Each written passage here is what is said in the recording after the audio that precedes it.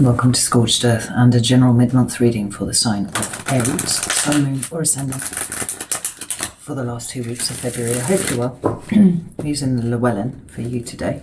Now, we do these readings slightly differently to the main monthly ones in so much as we are looking for the lesson. It is an exercise in perspective. So I believe that there is wisdom or a lesson contained within every experience and interaction we have if we are open to see it, and often we're not, because we get bogged down in the day-to-day minutiae of 3D existence, right? But hindsight is 20/20, and often when we look back, we can see how, things that seemed like, very challenging, that were coming up for us at the time, were kind of guiding us in a different direction. So this is a process of trying to identify where the energy is taking us, so that we can kind of roll with it a little better than we might have done ordinarily. So to that end, what we're going to do is pull 3 cards for your current energy, and then we'll pull 3 cards and see why you are there in the first place. What is it trying to teach you? What is it trying to show you? Sometimes it's trying to show you something about yourself. Other times it's, showing you something that needs to be released or let go of. Sometimes it's something new coming in, We won't know until the cards hit the table. I hope that makes sense. We will close it out with 3 cards of advice. So, now 3 cards for Aries, please. Ooh, there's 2, come out together. Should we get another one? We'll get another one. So we have got the 2 of Wands and the Knight of Cups. We've got the Devil there, Capricorn energy. And let's get one more. We've got the Knight of Pentacles, right? We've got the King of Swords at the bottom of the deck. So there are decisions that you are engaged with making at the moment. And we see that reflected here too with this 2 of Wands. I do get a sense that you are trying to move in a direction that is more in alignment with what your heart wants, Aries, than you have been in quite a long time. There's a sense of this crossroads energy that we feel with the 2 of Wands. Do I go this way or do I go that way? Where you want to go is where your heart is taking you, right? But it's coming straight up against this Devil card here. Okay? And so I think it's blown up things for you in some way or another, in so much as fears, long-standing fears, have come to the surface. There's a sense of you being kind of feeling almost like you've been trapped for a while, and it's like, well, how do I get out of this? This is what my heart wants, but if I do that, here's the devil and everything the devil represents, and how do I move through that to get to the Knight of Pentacles, where I'm actually putting the effort into going in the direction that I want to go. Say, like this King of Swords here is thinking very clearly about it. Oh, interestingly, we've got the King of Pentacles behind that, and then we also have the Judgment card behind that too, with the 9 of Cups. Very strong sense of moving towards what makes you feel peaceful and contented. And I think you've had altogether a little bit too much drama, Aries, in the last couple of years, and it's exhausted the shit out of you. And now what you're doing is looking for the things that make you feel good, the things that you want to commit yourself and dedicate yourself to. But this Devil card here, it's not so much a spanner in the works. I don't feel like it's a spanner in the works, although it might have felt like that in its execution in your existence. More so, it's like, here are the things. Here are the things that are stopping you getting to what you want, right? And in order to get to a point of being able to commit to what you want, being able to follow your heart and all that sort of thing, first, this devil needs to be faced down, and everything that the devil represents. Let's get some cards. Devil's at the bottom of that deck there. Tell me about the devil. What is this devil here, please? So we've got the Knight of Wands and we've got the 3 of Swords there. I mean, if you could well be dealing with a Sagittarius or a Capricorn, I'll just throw that in there. That's possible. We see that indicated. But we've got the 6 of Wands here. I think that you have to face whatever this is.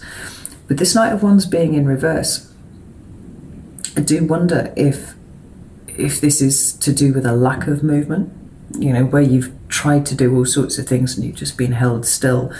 I know Leo has certainly experienced that, you know, but what has that brought up for you, with you? You know, the frustration at being unable to move suggests that there's something that you need to look at in the here and now, the right now, you know, something that perhaps you hadn't been aware of before. I mean, this Three of Swords here speaks of pain, but I wonder if it's a pain that you've not acknowledged, and until you acknowledge it, you don't get an opportunity to work through, you know. But this Six of Wands here at the bottom of the deck does tell me that you are headed in absolutely the right direction, and that the movement is coming. It's not going to be as fast as you would like. Obviously, the Knight of Wands is an Aries card, and it's full of energy, it's full of power. The Knight of Cups and the Knight of Pentacles are both the slowest moving cards in the across all of the knights here. Whatever you're trying to do, it's going to have to be incremental, and it's going to have to be bit by bit. You cannot charge off, unfortunately, in the way that you would like. And like I said, what has that brought up for you? What has that shown you? Is there a possibility that what you were trying to do was run away from something? If you're going to follow your heart, you absolutely need to face down this devil, and then the movement starts. Right? Slow and steady, but consistent. You're going to get to where you want to be, provided you take the steps in the right order, you know. Tell me why Aries is in this energy. Oh, fuck. What we got here? We've got the Strength card. Card of Leo. What's currently shown here to Aries? We've got the Hierophant, and we've got the Five of Wands.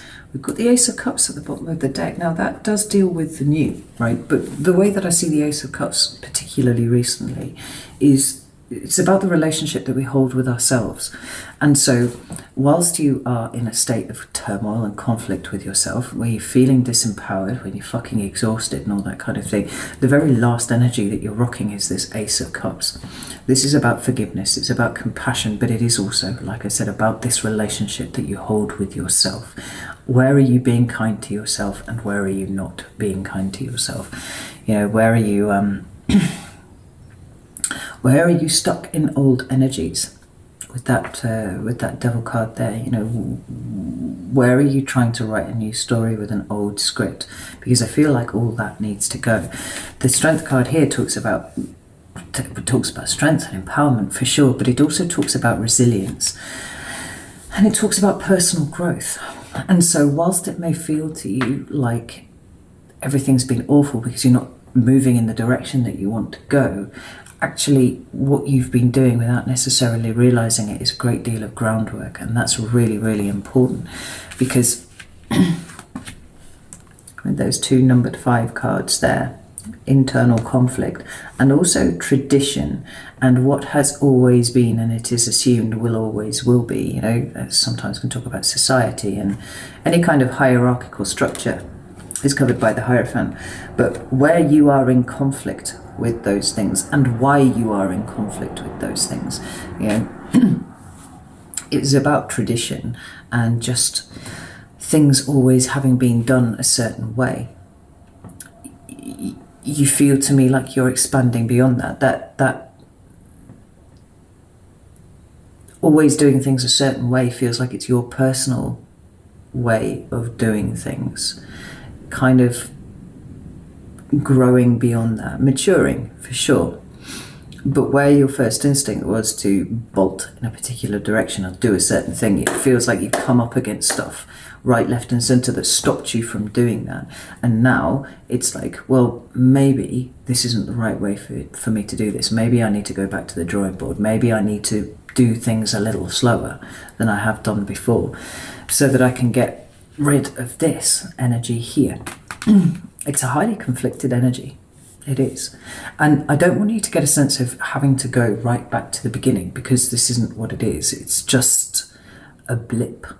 That's what this is. It's a blip, but it's a really important one for you to navigate, because what you learn during this process Because it feels like it's releasing you. It's getting rid of the shackles that are whatever the Three of Swords and the Devil represent to you here, right? Release that, let that go, and be prepared to move more slowly. But ultimately to get the job done, to get to where it is that you want to be. As a fellow fire sign, I can appreciate how frustrating that message is. Give me some cards of advice, please. Thank you. So, we've got the Justice card in reverse there. We've got the Two of Swords, and we've got the Queen of Cups, and we also have the Queen of Wands at the bottom of the deck here. So we've got a lot of female archetypes that are really quite strong.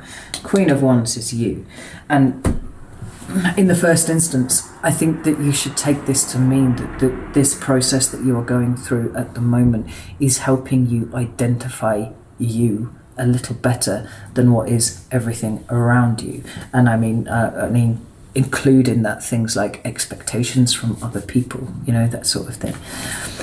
The Justice card in reverse is quite an interesting card to come up as advice, and what I heard was you should not expect everything to be fair. If you are sitting waiting for resolution in your favour for something, it's time to bring your own sense of closure to that, because, well, we all know, right? Life isn't fair, and I feel for you, Aries, particularly over the last couple of years, life hasn't been fair. I think for most of you, 2021 was pretty bullshit, actually. But also to know that you are not being punished.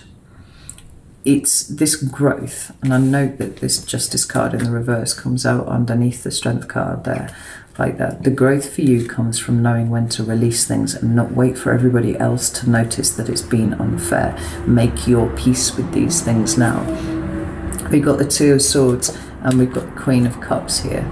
Now, the Two of Swords is my card of, if you will, willful ignorance, because what we've got here is somebody who is ignoring their emotions, they're ignoring, you know, their intuition and everything, and they're just trying to make a purely intellectual decision.